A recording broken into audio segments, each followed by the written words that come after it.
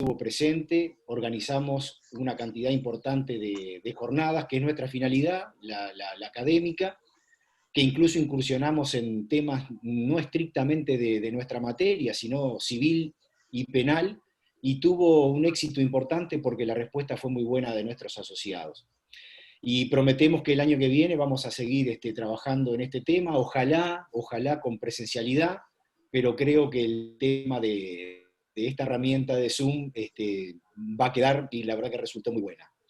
Bien, no quiero quitarle más tiempo a nuestra invitada de honor, a la doctora profesora Graciela Medina, y para ello le voy a ceder la palabra a nuestra amiga María Elena. Bueno, muy buenos días a todos. Muchas gracias, señor presidente, por concederme el honor de presentar a nuestra invitada estrella. Le agradezco muchísimo. Quiero agradecer además al doctor Andrés Mariño, que fue el vínculo, el contacto para poder contactarnos con la doctora Graciela Medina. Bueno, ahora sí quiero de lleno a lo que me corresponde, que es presentar a la doctora Graciela Medina. Ella es catedrática en Derecho de Familia y Sucesiones de la Universidad de Buenos Aires, juez de la Cámara Civil y Comercial Federal de Argentina, presidenta de la Asociación Argentina de Derecho Comparado, autora de varios libros y uno específico de la especialidad que trataremos en el día de hoy. Esto es un resumen, una hipersíntesis de todo el trabajo que ha hecho y que hace la doctora Medina. Un gusto enorme tenerla con nosotros, doctora. Le cedemos la palabra. Bueno, muchísimas gracias, María Elena, muchísimas gracias, Álvaro, por esta presentación. Y en este momento me gustaría compartir pantalla. ¿Estoy autorizada para compartir pantalla? Sí, impecable. Impecable. Bueno, vamos a intentar hacerlo.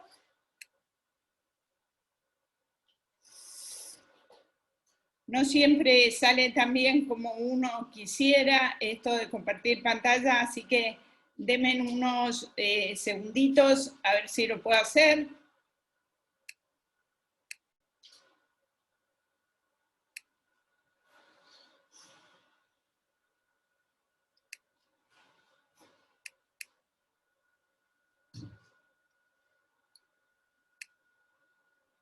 ¿Están viendo mi pantalla en este momento? Sí. Bien, muy bien. Vamos a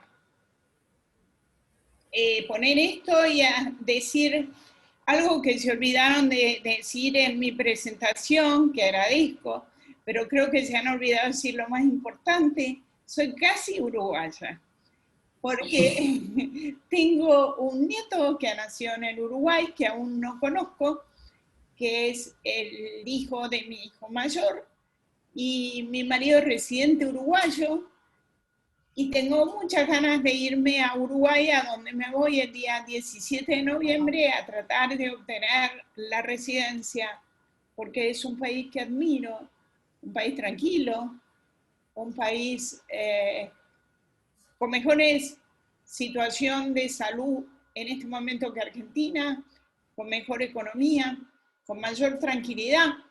A lo mejor a ustedes les parece que están viviendo una etapa de violencia, pero yo les aseguro que comparativamente con el mundo es un país delicioso.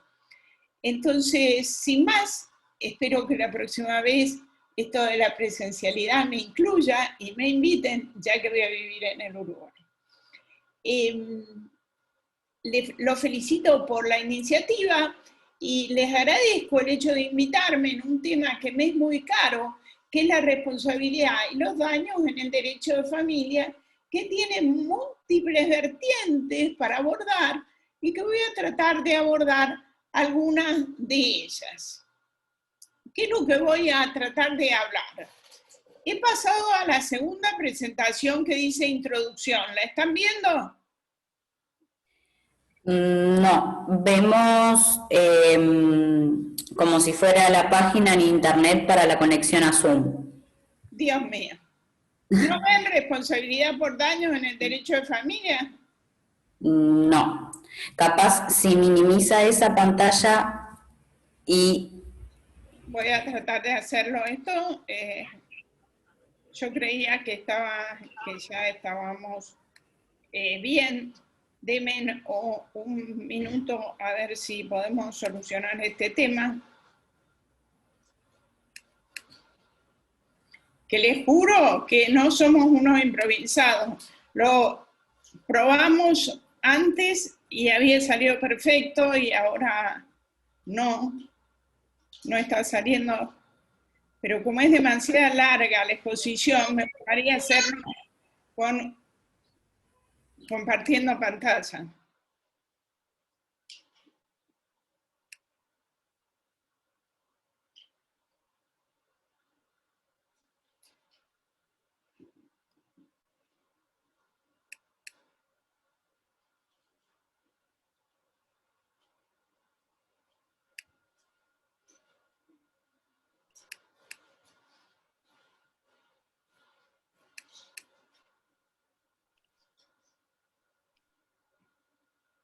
¿Ahora ven responsabilidad por daños en el derecho de familia? No, no se ve, profesora. Desastre. La función de compartir pantalla está en pausa, dice. Perdón, buenos días. Lo que sucede es que cuando se está compartiendo la pantalla y se cambia, ahí es cuando te aparece en pausa. Quizás lo que podés hacer es cerrar la función de compartir pantalla en tu ordenador, abrís la presentación y ahí lo compartís, porque como que la función de compartir pantalla tiene que ir directamente a la que vos ya querés abrir, no te permite estar cambiándolo cuando ya lo estás compartiendo. Perfecto, porque me dice que dejar de compartir en pantalla, compartir pantalla, compartir. Ahora, bien, responsabilidad por daños en el derecho de familia. Vamos entonces, sin más, vamos por ella. Vamos a ver de qué vamos a hablar hoy. Vamos a hablar de algunas cosas. Vamos a precisar si la pertenencia del protagonista de un hecho ilícito a un grupo familiar determina una diversa manera de aplicar las formas de la responsabilidad, es decir, si se aplican las reglas generales o no. Y establecer en qué manera la existencia de un vínculo entre dañador y dañado influye en las reglas de la responsabilidad civil. Para finalmente hablar si el acto ilícito producido por un miembro de la familia, por el hecho de un tercero, integrante de la familia, tiene relevancia jurídica en los componentes del grupo familiar. Esto nos ubica en el perfil externo y el perfil interno de la responsabilidad por daños y el derecho de familia.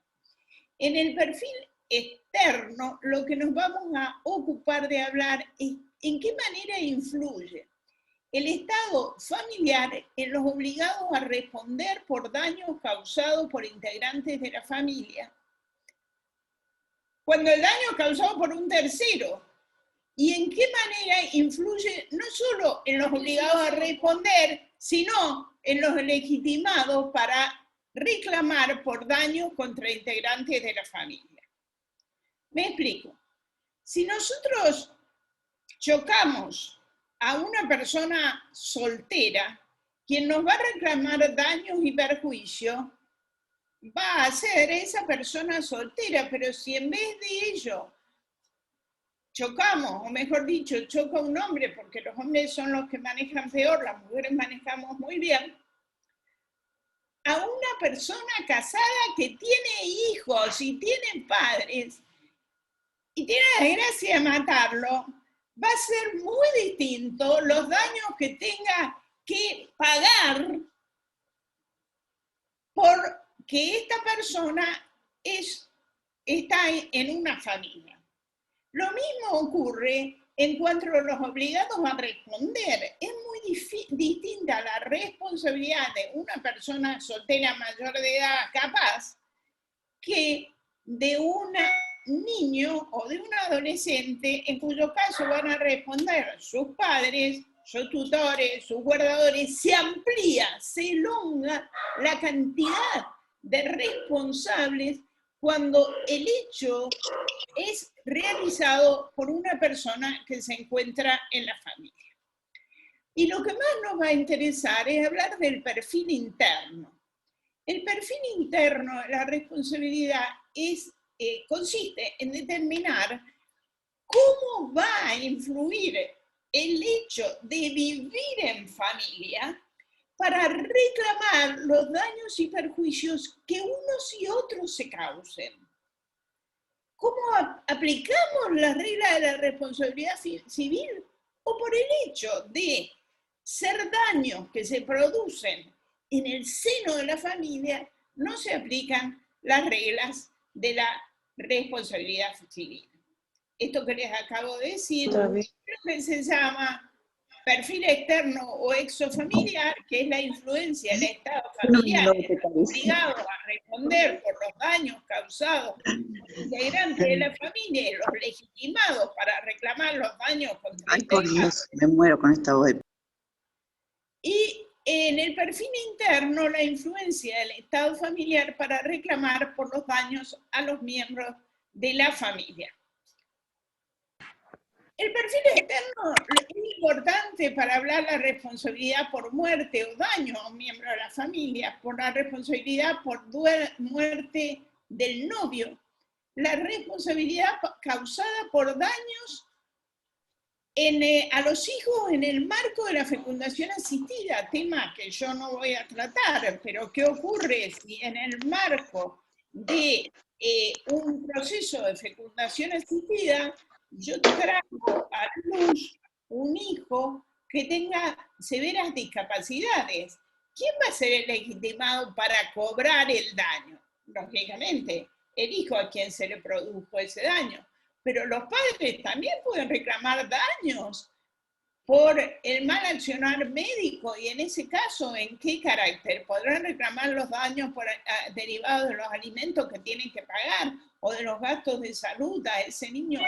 Estos son temas súper interesantes, pero que hoy no tenemos tiempo de abordar, como así también la del wrongful birth, wrongful life and wrongful pregnancy, que son el nacimiento no querido, la vida no querida o el embarazo no querido. Es muy importante el tema de las grandes discapacidades con respecto al derecho de familia. Nosotros sabemos que el legitimado para reclamar el daño es el que lo sufre.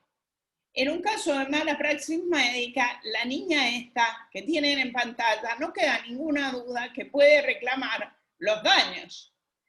Pero el nuevo ordenamiento civil de la República Argentina, que se plasmó en el año 2015 en el nuevísimo Código Civil y Comercial unificado, establece que no solo está legitimado para reclamar la indemnización de las consecuencias no patrimoniales del damnificado directo, que lógicamente la puede reclamar, sino que si del hecho resulta su muerte, dejemos de lado la muerte, o una gran discapacidad, también tienen legitimación a título personal, según las circunstancias, los ascendientes, los descendientes y el cónyuge, quienes convivían con aquel recibiendo trato familiar ostensible.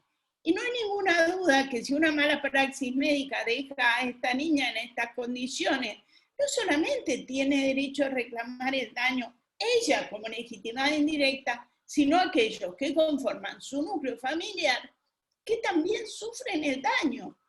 O, como vemos, el cónyuge o el conviviente. Hubo un caso en Italia muy interesante, que cuando no existía en Italia una norma como esta, en un sistema de responsabilidad similar al latinoamericano, en la cual una mujer había quedado impotente para tener relaciones sexuales, imposibilitada directamente para tener relaciones sexuales. Lógicamente, el daño, ¿quién lo sufre? La mujer. Pero también reclamó el daño el marido, porque él sufría un daño por el hecho de ser el marido que no podía tener más goce físico que con su mujer, aun cuando él no había sufrido el daño físico.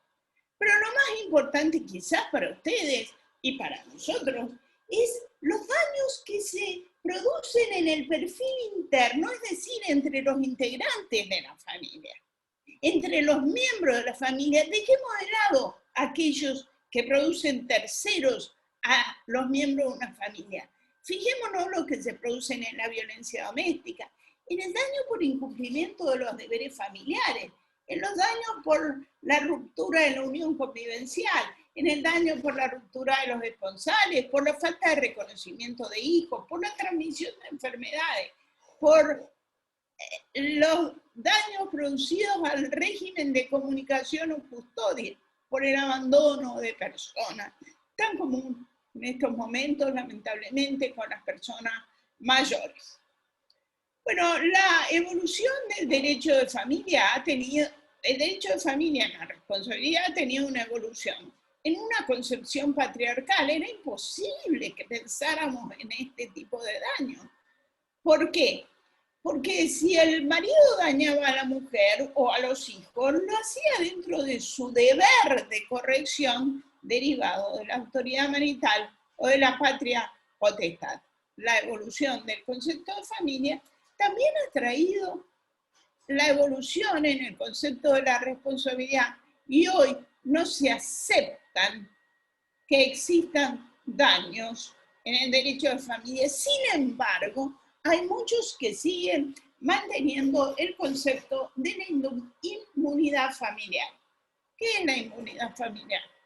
Inmunidad importa una exención del derecho común justificada en razón de una pertenencia a una clase social. Por ejemplo, la inmunidad que tienen los soberanos para ser juzgados, o la inmunidad de los miembros del Parlamento, que en este momento sí están en funciones, como por ejemplo los senadores o la senadora Cristina Kirchner en nuestro país, no puede ser juzgada o condenada. Mejor dicho, juzgada puede ser condenada, porque tiene inmunidad. O la inmunidad de los diplomáticos. ¿Existe inmunidad en la familia?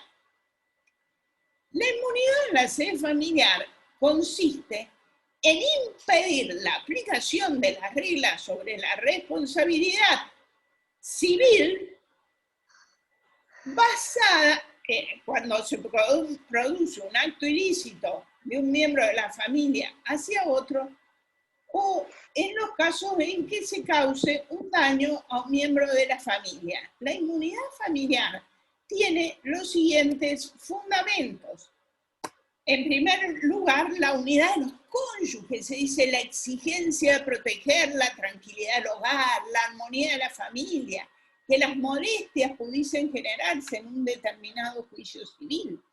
La intimidad familiar, que es la no intromisión del Estado en la familia. Entonces, con estos argumentos se dice, no puede haber juicio de daños entre los cónyuges o entre los miembros de la familia para evitar este tipo de cuestiones.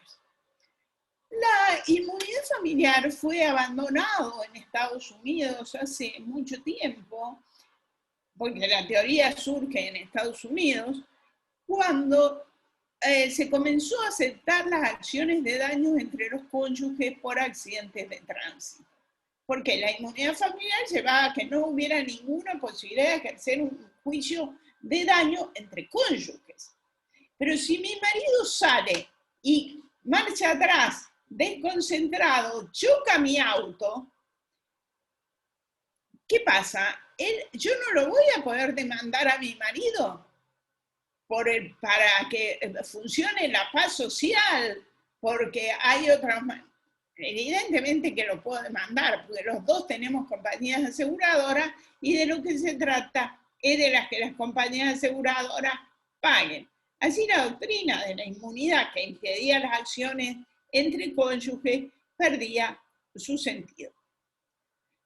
No se trata de contraponer el interés contrario, la dignidad de un cónyuge y la libertad del otro. Es un juicio de equidad entre libertad y dignidad. Es necesario evaluar si el ejercicio del derecho de la libertad de uno se ha realizado con arbitrio y abuso tal que llegue a violar al derecho de igual rango del otro. Me explico. Hay quienes dicen, en el divorcio no puede haber ejercicio de acciones de responsabilidad por daños, porque si no, se priva al hombre de la libertad de divorciarse y de la libertad de engañar a la mujer y de hacerle daño o de someterla a malos tratos. Y esto no es así. Esto no es así. No es que vamos a dejar de lado el derecho de la libertad de divorciarse. Por cierto que existe ese derecho, pero uno no lo puede realizar con arbitrio y abuso que llegue a violar el derecho de igual rango del otro, como no puedo ejercer ningún derecho arbitrariamente. Yo no puedo ejercer la rescisión de un contrato arbitrariamente, porque esto, además de la rescisión, me daría lugar a daños y perjuicios. Con más razón, no lo puede hacer dentro del matrimonio. La infracción de los deberes conyugales puede generar, por tanto, responsabilidad civil que trae consigo una función de carácter indemnizatoria en los enfrentamientos del propio cónyuge solamente cuando se haya determinado un abuso del derecho en la manera de autodeterminarse. Entre el ejercicio de la libertad y el ejercicio del derecho de la dignidad del otro hay que evaluar si el derecho a la libertad se ha ejercido de forma abusiva. Como les decía hace un rato, la aceptación de la responsabilidad civil en materia de derecho de familia ha venido evolucionando hasta el punto tal que hoy se acepta, porque tenemos una sociedad menos hipócrita que admite responsabilidad por hechos que antes se necesitaba ocultar, se consideraba necesario ocultar, y porque la apariencia de armonía familiar no justifica de ninguna manera que se cause un daño a otra persona. Esto nos lleva a, por ejemplo, no se puede tolerar el daño o la violencia porque sea el padre de mis hijos. La no tolerancia a la violencia lo tenemos absolutamente asumido, pero parece que se quedara ahí. No ven por qué, si ha habido violencia, no puede haber responsabilidad por daño, por la violencia que se ha causado. Veamos qué pasa en el divorcio. En el divorcio les voy a contar lo que pasa en Argentina. En Argentina ha desaparecido la distinción entre separación y divorcio, ha desaparecido las causales subjetivas y objetivas de divorcio. Es decir, ya no tenemos más en nuestro país divorcio por culpa, que antes lo teníamos, por culpa del marido o de la mujer, claramente del marido. Hoy todo el divorcio es incausado y hay igualdad de derechos entre el cónyuge de buena y de mala fe. No se exige el plazo de duración del matrimonio y el demandado no puede impedir el divorcio y el juez no puede negarse a conceder el divorcio. En cuanto a los deberes personales, ha desaparecido el deber de fidelidad. En nuestro país no existe el deber de fidelidad como deber jurídico, es un deber moral. Pero sí existe el deber de cohabitación y el deber de existencia. Y entonces lo que cabe preguntarse es si se da lugar a la ruptura de la pareja, si se da lugar a los daños y perjuicios cuando esta ruptura de pareja es abusiva, tiene mala fe, tiene violencia, tiene dolo. Es aviso que la doctrina en mi país se inclina por decir no, porque esto sería tanto como investigar las causales del divorcio, que es lo que se ha querido evitar en el país. Vamos a ver cuáles son los elementos para que funcione la responsabilidad civil. Para que funcione la responsabilidad civil hace falta anticuricidad. Pero esta anticuricidad no es una anticuricidad como la del derecho penal, que se dice, es antijurídico el homicidio, es antijurídico la violación, no es una antijuridicidad tarifada, sino que la antijuridicidad civil es cualquier acción u omisión que cause un daño a otro. Eso es antijurídico. ¿Y qué es lo que es el daño? El daño es cuando se lesiona un derecho o un interés no reprobado por el ordenamiento jurídico. Si a mí me lesionan un derecho subjetivo, lógicamente este derecho subjetivo va a dar lugar a la responsabilidad civil. Perdón, un minuto, vamos para atrás. A ver si puedo. Bueno, después tenemos, por supuesto, la culpa o el dolo, que son los factores de atribución, y la existencia de un daño, interpretando coherentemente los principios de no dañar y los principios de la responsabilidad civil y los principios del derecho de familia, debemos concluir que el actuar dañoso dentro de las especiales relaciones de familia obliga a la reparación del daño. Y hay que tener en cuenta que producido un daño por un integrante de la familia, ese daño genera una lesión más profunda, porque es producida por alguien que tenía una especial obligación de cuidado y no una mera obligación de no dañar. Bueno, ahora voy a contarles algunos casos para que ustedes me digan cómo los hubieran, o por lo menos para los que lo piensen, cómo lo hubieran resuelto ustedes.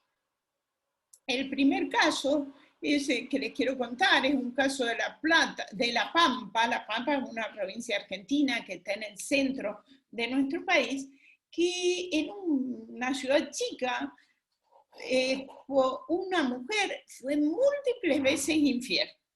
Y cada vez que lo engañaba al marido, le pedía perdón, el marido le perdonaba y empezaban nuevamente. Pero en el año 2017 o 2016, el marido la encontró con otro hombre saliendo de un hotel a los cuales van las parejas. Entonces el marido se bajó del auto y lo imputó al hombre, y el hombre, el amante, le pegó al marido y terminó el marido en el hospital. El caso salió en todos los diarios, imagínense, en un lugar chico, en donde se hizo pública la infidelidad de la mujer y lo que agraviaba a este hombre, y que el hombre, además de ser infiel, le había resultado lesionado. Tal es el dolor moral que le causó al hombre que se intentó suicidar. No lo logró, pero entonces encontró un buen abogado e inició un juicio de indemnización por daños y perjuicios. Perdón, vuelvo porque no tengo más. En primera instancia, la acción la pierde, señalando que no se podía investigar las conductas culpables durante la vida matrimonial porque en nuestro país ya no había más divorcio por culpa.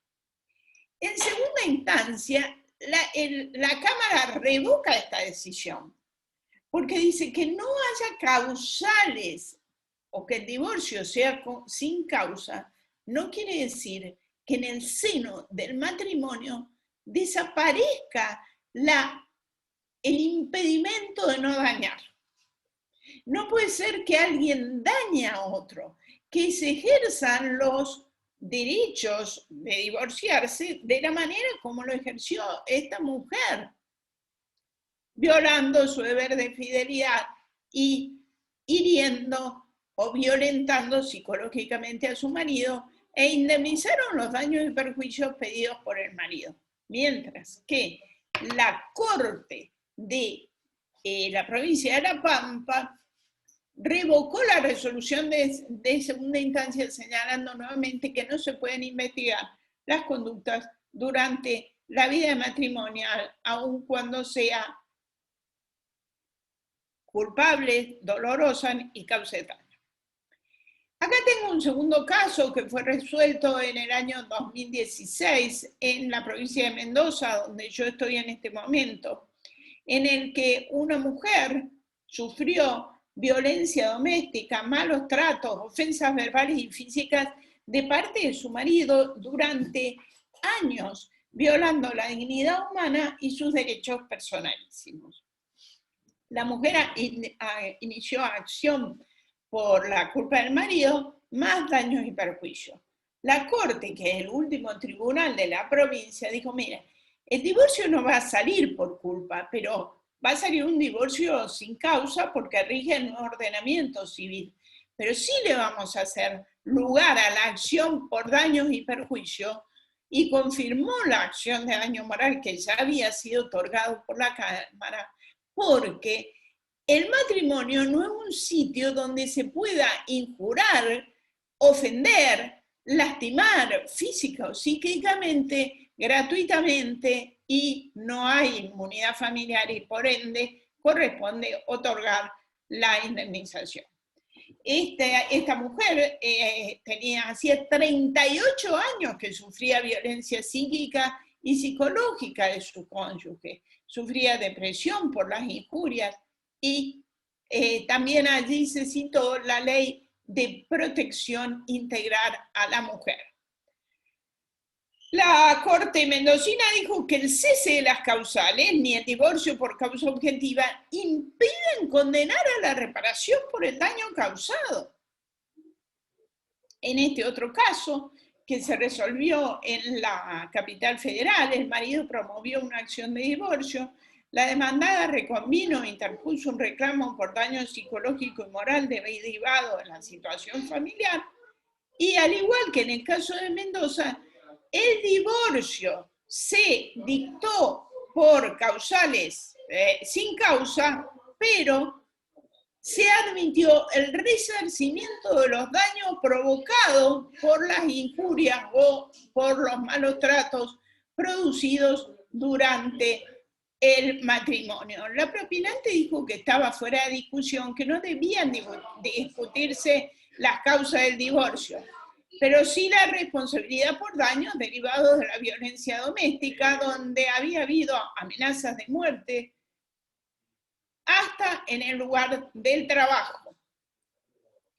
Hay otro caso que me interesa poner de relevancia. ¿Por qué quiero poner de relevancia este caso? Porque es un caso que ha sido juzgado en España, en Chile y en Argentina de igual manera. Y en Argentina, la que resolvió este caso hace muchos años fui yo, cuando era camarista, en un lugar que se llama San Isidro, provincia de Buenos Aires. Se trataba de una mujer, les voy a contar el caso argentino, pero se repite el mismo caso, tanto en España como en Chile, como en Argentina. Se trataba de una mujer casada. Esta mujer casada tuvo 4 hijos, pero el padre de los hijos no era su marido, sino su amante, que era el ginecólogo. Se divorció de su marido. A ver, perdonen, voy a cerrar una puerta un minuto.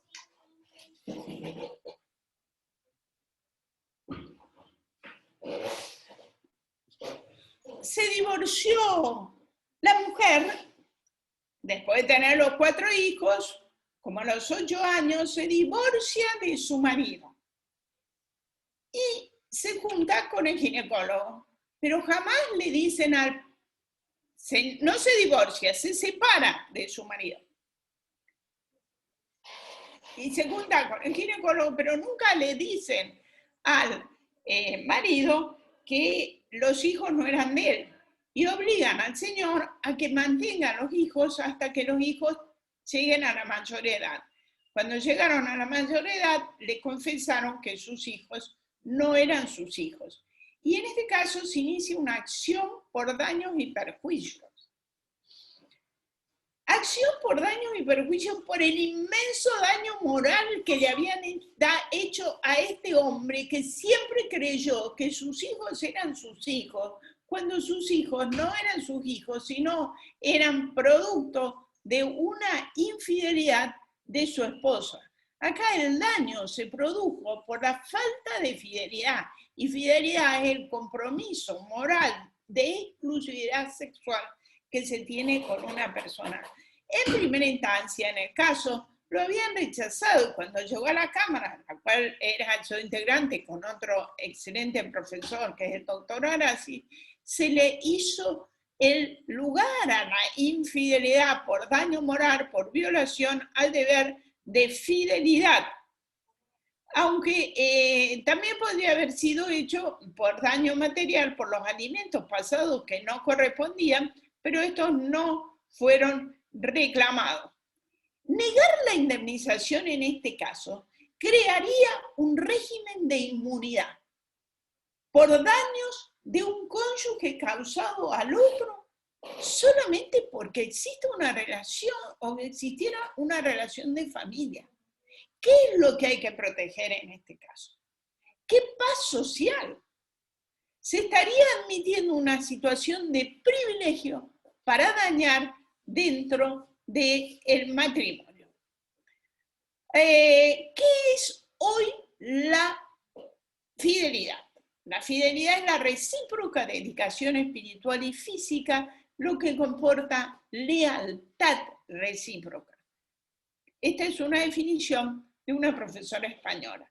El deber de fidelidad implica una renuncia a la libertad sexual y afectiva, y el incumplimiento del deber de fidelidad implica una falta de respeto de quien lo comete. Si hoy el divorcio se ha flexibilizado, es sin causa, sin culpa, sin tiempo, sin imposible, puede ser unilateral, ¿por qué herir al otro con este tipo de conducta? Si lo que se quiere es el divorcio, se divorcia uno y no tienen por qué herirse a nadie. Pero también está la falta a otros deberes familiares que también pueden generar la responsabilidad por daños derivados del derecho de familia, como así, por ejemplo, la falta al deber de asistencia. Los esposos se comprometen a desarrollar la asistencia, es el compromiso que se asume de desarrollar un proyecto de vida en común y de prestarse asistencia mutua que tiene una faz personal y otra patrimonial. Consiste en el deber de asistencia en el compromiso mutuo de los esposos de acompañar al otro, de colaborar con el otro en las situaciones de éxito como en las aflicciones y preocupaciones y en los aspectos patrimoniales como personales. En definitiva, el deber de asistencia genera la obligación de ayudar y auxiliar al otro en las dificultades de la vida. Para que entendamos cómo funciona el deber de asistencia con respecto a la responsabilidad civil, creo que es importante contarles el caso de la Corte de Florencia, que se dictó en el 13 de junio del 2000. Se trataba de una mujer que sufría de esquizofrenia paranoide y que estaba aislada en la sala de estar de su casa, aislada del mundo externo, y su marido, indiferente ante la situación descrita, la dejó allí durante 4 años. Cuando la fueron a sacar, a la mujer estaba en completo abandono personal, se la sometió a un tratamiento médico y durante su realización el marido nunca la fue a ver. Finalmente la mujer quedó con graves secuelas por la falta del deber de asistirla durante estos 4 años. ¿Y qué es lo que dijo el Tribunal de Florencia? Y esto es bueno tratar de entenderlo. El tribunal estableció que la causa de la patología psíquica de la esposa, la esquizofrenia paranoide, si bien no estaba relacionado con el deterioro de la relación conyugal, sí contribuía a empeorar la situación personal, la falta de asistencia durante 4 años de su esposo. Y entonces esta falta al deber de existencia jugaba como una concausa en la responsabilidad civil ya establecida. Se daban todos los elementos de la responsabilidad civil, la conducta antijurídica del marido, que era la falta de asistencia, se constituyó como una omisión dolosa al incumplimiento del deber de asistencia. El daño injusto para la mujer y el nexo de causalidad entre el empeoramiento de la condición de base de la mujer y la última situación de la mujer.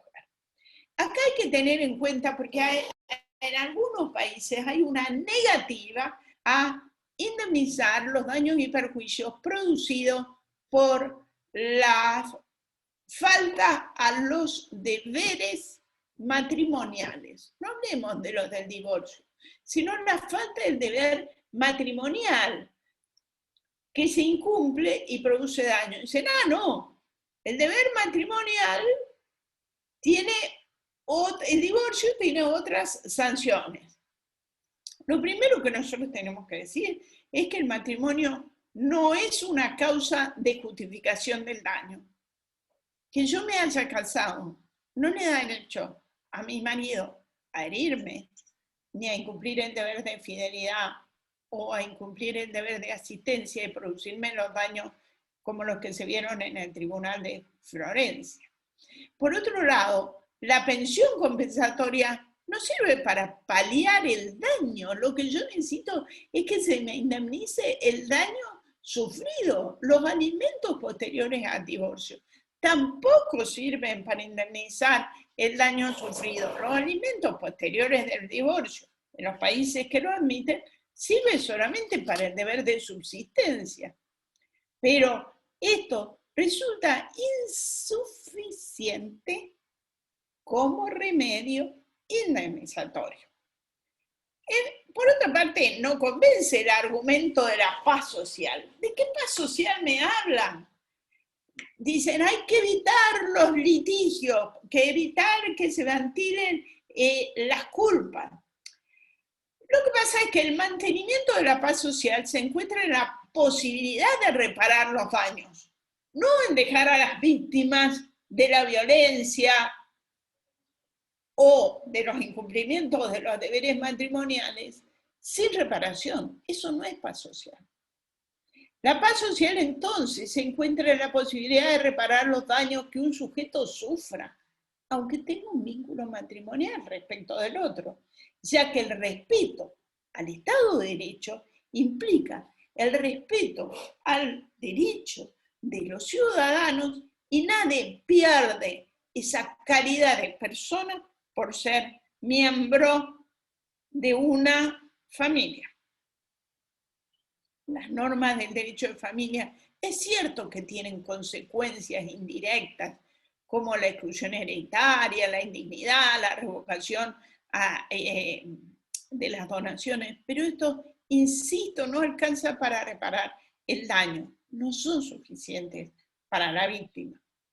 Vamos a pasar a otro tema, que es el daño causado por el reconocimiento, por la falta de reconocimiento de los hijos.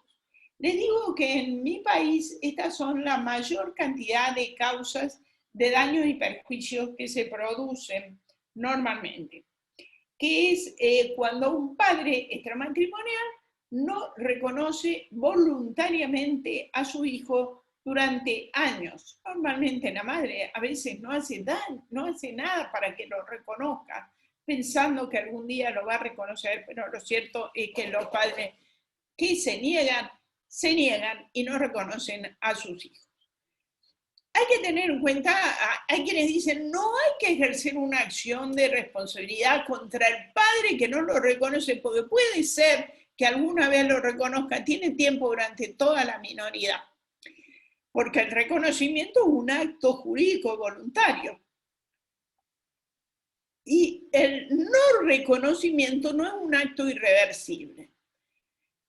La verdad es que el reconocimiento, si bien es un acto discrecional, no puede ser ejercido arbitrariamente, ya que el niño los niños uruguayos, los niños argentinos, los niños, según la Convención de Derechos del Niño, tienen un derecho constitucional y supranacional a tener una afiliación, y para tenerla deben ser reconocidos.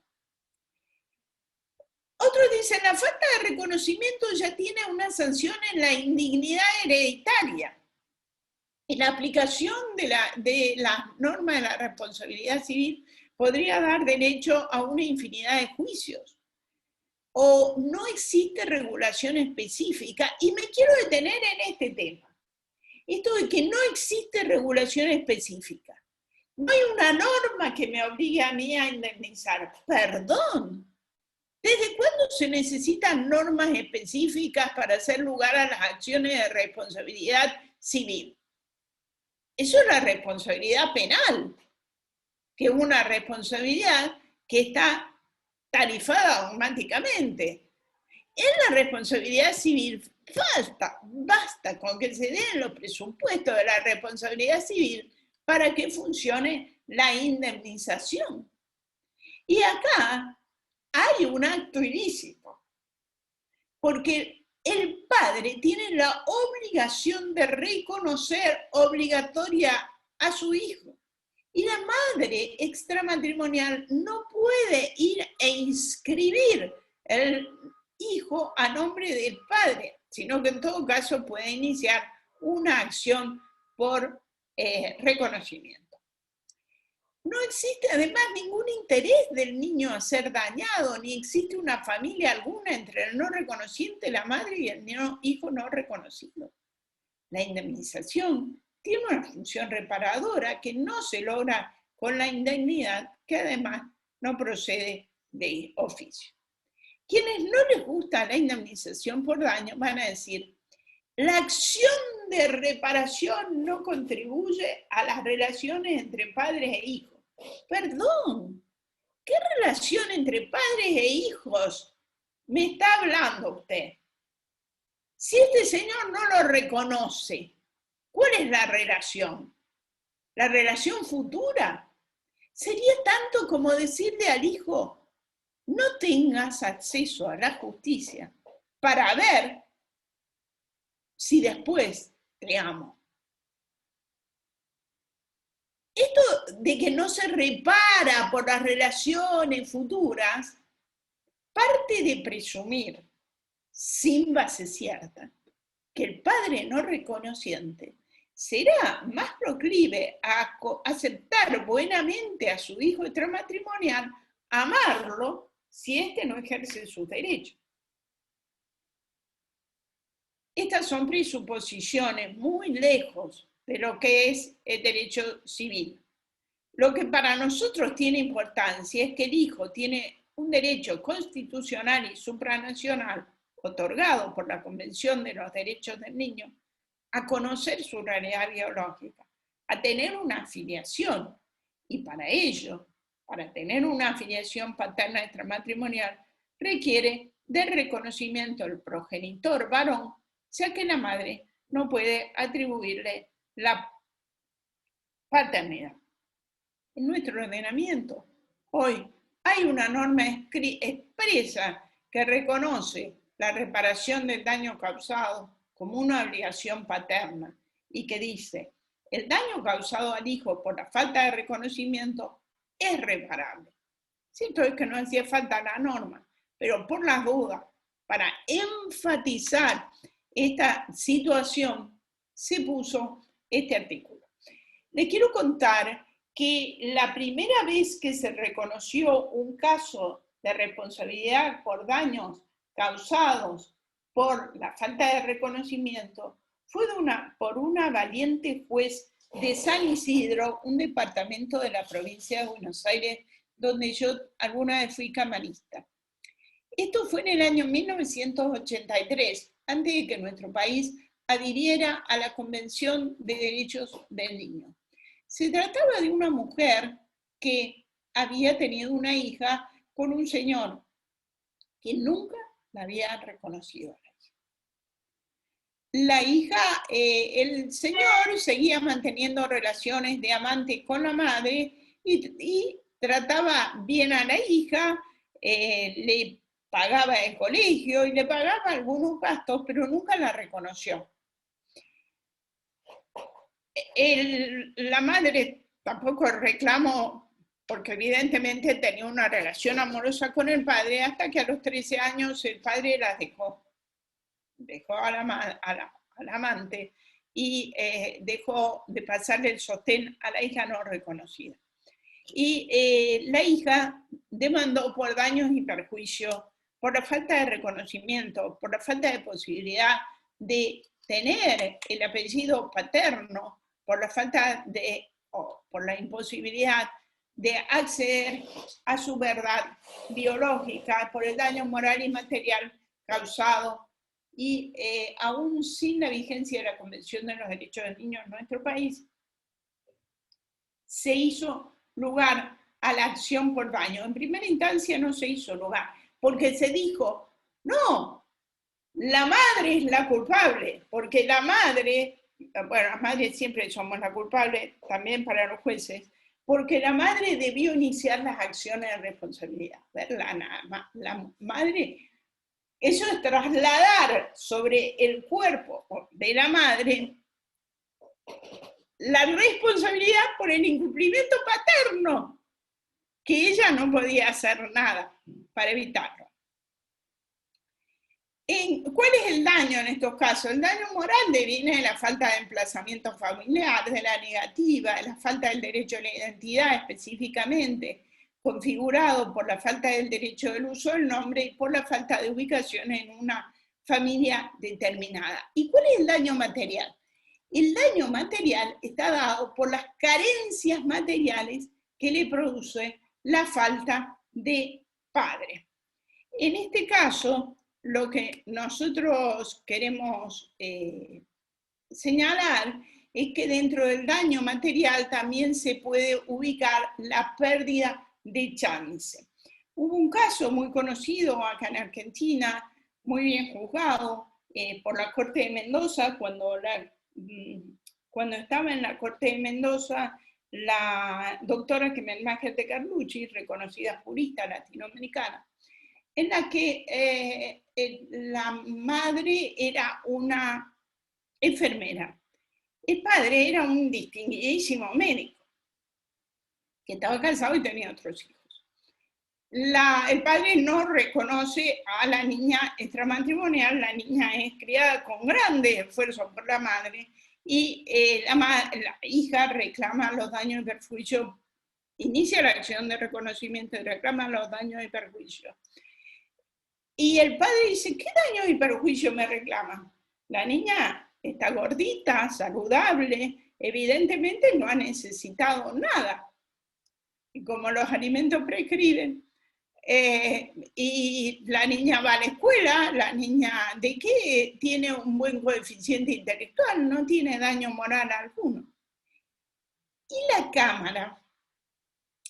la Corte de Mendoza, acá introdujo como daño material la pérdida de chance. La pérdida de chance se da cuando el menor, por el esfuerzo materno, cubre sus necesidades mínimas, pero la falta de reconocimiento le priva del aporte paterno que le hubiese dado la chance cierta de lograr una mejor asistencia, una vida sujeta a menos restricciones y un desarrollo en todos sus aspectos.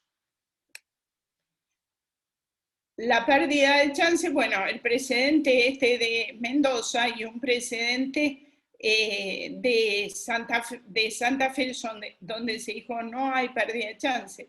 Acá la madre reclamaba como pérdida de chance que la niña no había podido ir a colegios privados, como habían hecho otros hijos del hombre, y la Cámara de Santa Fe le dijo, mire, los colegios privados son iguales a los públicos, los clubes municipales son iguales a los clubes privados, y usted no ha aprobado la pérdida de chance. Yo no estoy muy de acuerdo, pero en definitiva, esto es lo que se solucionó.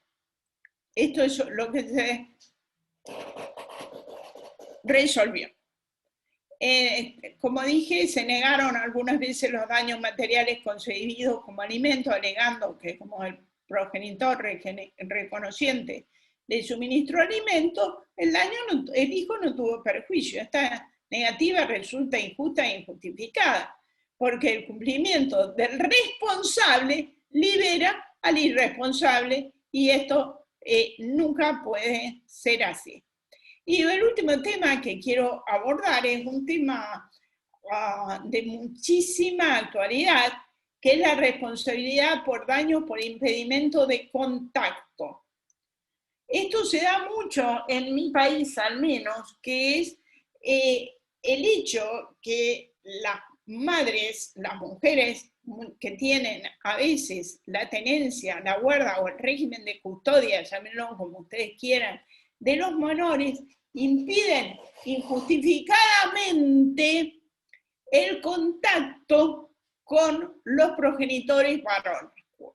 Esto nos pasa a diario en nuestros tribunales. Se fija un régimen de custodia compartida, un régimen de visita alternado, pero cuando el padre pretende cumplir ese régimen de contacto con el niño, la madre le niega a ver al niño, le dice: el niño está en la escuela, el niño está en dentista, el niño se fue con la abuelita, el niño nunca está. Esto son imposibilidades que están dadas por el progenitor que detenta la custodia del menor. Y entonces los padres demandan y la justicia nunca es efectiva para resolver este tipo de casos.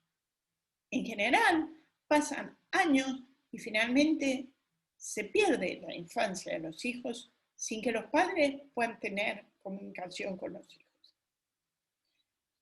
Y entonces el responsable no solo es el progenitor que detenta la custodia del menor cuando se ha impedido el contacto, sino también es el Estado.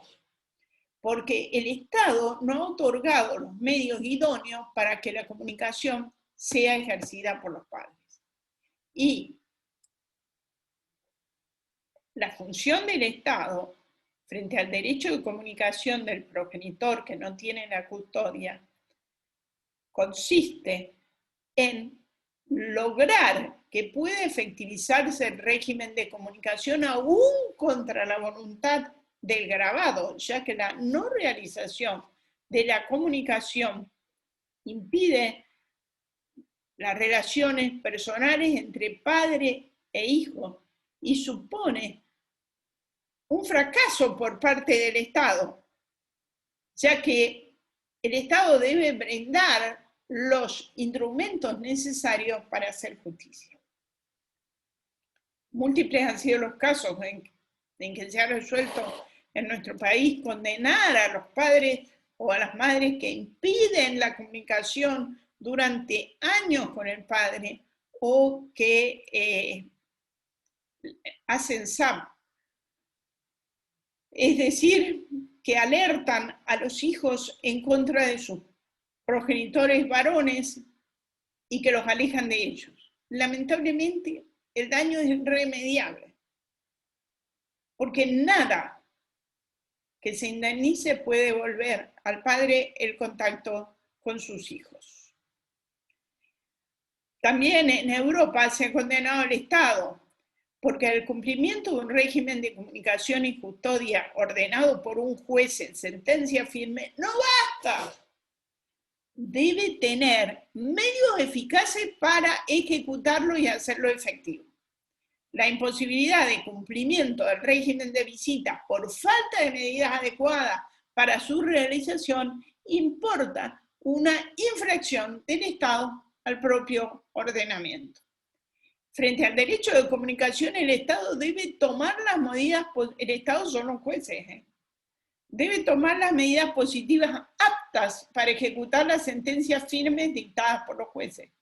La falta de remedios idóneos para la ejecución de las relaciones derivadas de la responsabilidad parental importa un acto ilícito y el Estado debe reponer las consecuencias dañosas de su infracción, como lo ha aceptado la Corte de Derechos Humanos de Europa, en variadas condenas a múltiples estados que no proveyeron los instrumentos eficaces para que el derecho de visita no fuera una mera expresión de deseos.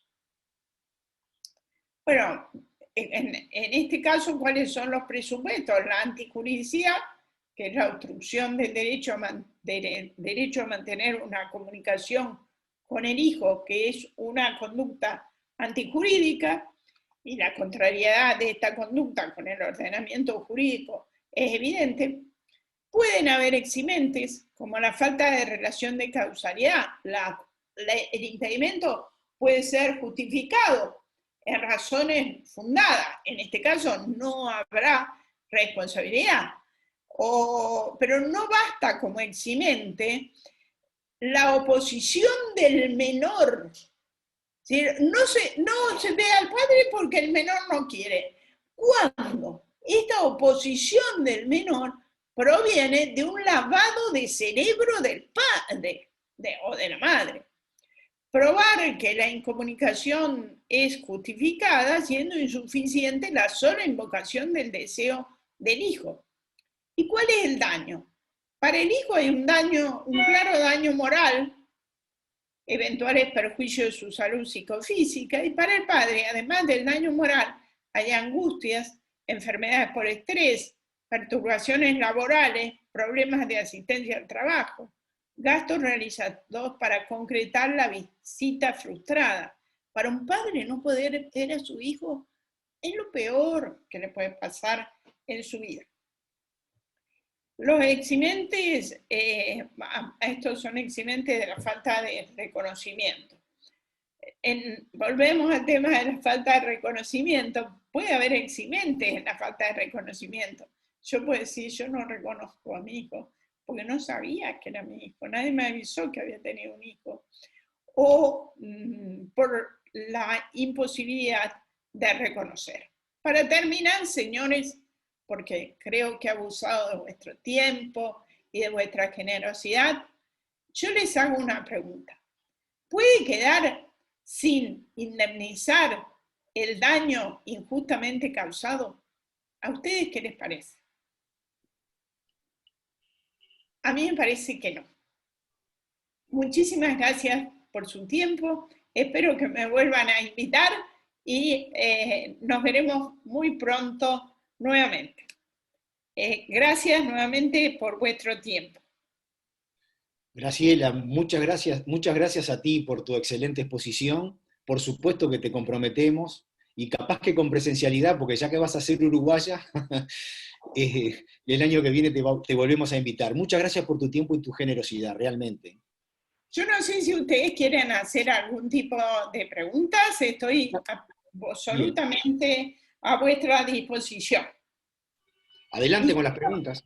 También estoy a vuestra disposición para mandarles todo el material que ustedes necesiten. Tengo trabajos escritos sobre el tema, toda la jurisprudencia y mucho más que les he hecho mención de casos que les pueden hacer falta o que simplemente ustedes me tienen que pedir cuando tengan algún caso que les mande jurisprudencia. Nosotros tenemos casos de jurisprudencia en casi todos los tópicos. Muy bien, a vuestra disposición para las preguntas, si es que las hubiera. Ay, muchas gracias por lo que dicen en el chat, muy bueno.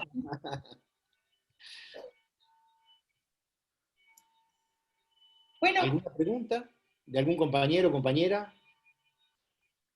Elvira, no tenés el micrófono abierto. ¿Ahora? No sé. ¿Sí? Ahora. ¿Sí? Bueno, primero para agradecer muchísimo el aporte genial, brillante. Pregunta, mía es, primero decir esto, nosotros acá tenemos un 1324 en nuestro Código Civil, donde hace responsable a los padres por el hecho de los hijos que están bajo su patria potestad. De ahí tenemos una ayudita y partimos de eso. Pero mi pregunta concreta es en cuanto a cómo es en el derecho argentino o en cuanto a la prueba del daño. Porque acá hay una diferencia de la doctrina, en cuanto parte de la doctrina dice que como es el daño en los derechos de la personalidad, se puede entender in re ipsa, digamos, porque surgen de los mismos hechos que se está relatando. En cambio, nosotros tenemos un autor conocidísimo también, el doctor Gamarra, que dice que esa prueba, digamos, admite es una presunción simple y por lo tanto admite una prueba en contrario. Entonces, ante el derecho que tenemos de responsabilizar a los padres, surge la forma en que vamos a efectivizar ese derecho desde el punto de vista procesal. Si necesitamos probar, digamos, objetivamente ese punto, que usted lo desarrolló muy bien en su libro, el daño, que incluso nombró las dos partes, responsabilidad subjetiva y objetiva, y si no, si se entiende y re ipsa, y solo decimos, bueno, no lo reconoció, no lo quiso reconocer, y nada más, o tenemos que probar detalladamente, digamos, probar, y el padre se puede exonerar, porque es una presunción simple. Gracias por su atención y por su deferencia.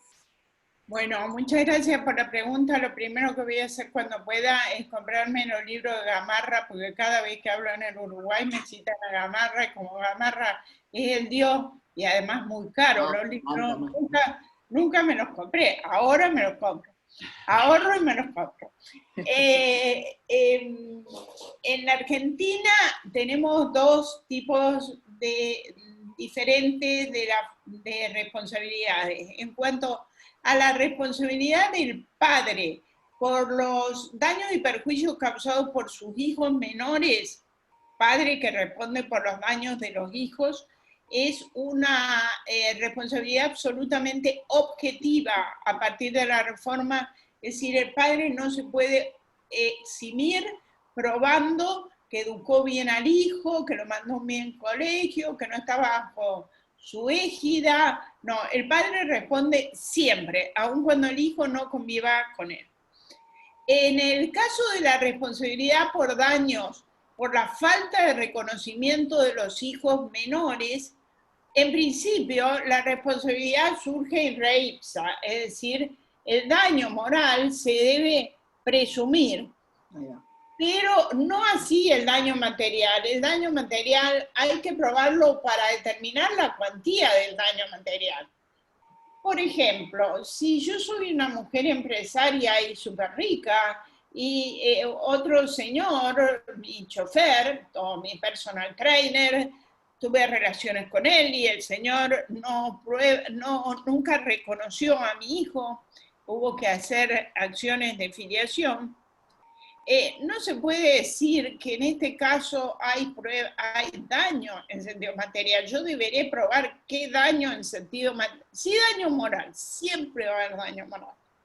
Porque un hijo no reconocido lleva el estigma en sí de que el padre no lo quiso reconocer. Pero el daño material sí admite prueba. Y en la práctica, la prueba, al menos en nuestro país, es una cuestión discutida. Por eso les hablé de la pérdida de chance, que no es absolutamente presumible. Yo tengo que tratar de demostrar que la falta de reconocimiento a mi hijo, a mí como hijo, si no va a ser la madre, pero el legitimado activo es el hijo, produce un daño que en general será una pérdida de chance por las menores oportunidades que se tiene en este caso. Sí, en esto coincido con Gamarra en que el padre se puede eximir diciendo no hay daño. Lo que pasa es que es muy difícil que no haya daño, muy difícil. Pero sí, es la defensa del millón, es la defensa que se ejerce, es la primera defensa que van a poner los buenos abogados que ejercen derecho de familia y que saben de daño, para decir no hay daño. Porque las otras no lo pueden decir, no pueden decir hoy, en este siglo XXI, no hay un hecho antijurídico por no reconocer. Podría decir, yo no reconozco porque vivía en la Antártida, pero ni así, porque ahora hay servicios, usted lo puede reconocer por internet. Podría decir que no hay un reconocimiento porque fue producto de relaciones de trío, de poliamor. Bueno, pero usted puede hacer una prueba de ADN y sacarse el problema de encima. Es muy difícil saltear la antijuridicidad, pero sí lo que es fácil es discutir el daño. Muchas gracias. No, gracias a usted por la excelente pregunta y por hacerme acordar qué es lo primero que tengo que comprar, aparte de un mate en el Uruguay. Ya he visto que estaban tomando mate y los felicito. No, Graciela, si tú me permitís, en el Uruguay, en realidad, el reconocimiento de los hijos dejó de ser un acto voluntario, en realidad, un deber moral. Es un deber legal. El artículo 28 y 30 de la ley 7823 establece como deber legal reconocer a los hijos. De manera que acá el juicio, daño y perjuicio es perfectamente posible. Es un antijurídico. No se puede dejar de... Podría decirse esto que yo digo, que no se sabía que era el hijo. O que, pero es, anda a probar, tenés la manera para determinar si lo era. Exacto. Muy bien.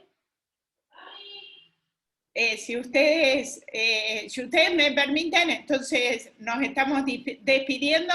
Les mando un gran abrazo fraterno. Me ha alegrado mucho de verlos. Bueno, muchas gracias igualmente. Chao, Graciela. Chao. Hasta luego. Los esperamos el viernes con la charla de la doctora Díaz. Allá estaremos, yo también. Mándenme para unirme. Muy bien, impecable. Gracias. Chau. Hasta luego.